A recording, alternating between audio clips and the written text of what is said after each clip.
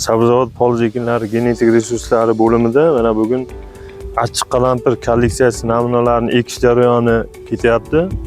Bu yerda 50 ta kolleksiya namunalarini 3 haftada ekyapmiz. Randomizatsiya usulida.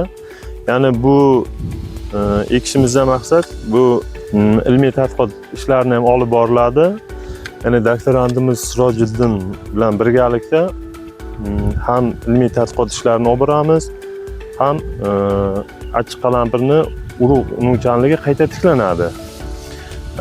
O'tgan yillar mobaynida achchiq qalampirni ko'chatlari teplitsada yerda tayyorlangan, ya'ni yerga sepib tayyorlaganmiz.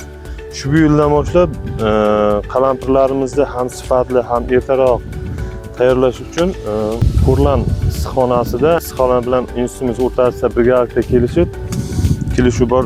Shu issiqxonada ko'chatlar tayyorlandi. Ko'chatlar kasetalarda yetishtirildi. Bu kasetalarda yetishtirilgan ko'chatlarimiz oldingi ko'chatlarga nisbatan ancha sifatli, mikroelement ozuqalarga boy substratlarda. Ya'ni ko'rib turganingizdek ko'chatlarimiz hammasi sifatli va bir xil ko'rinishda turibdi. Ya'ni bu ilmiy tadqiqotlarda to'g'ri bajarilishiga zamin bo'ladi.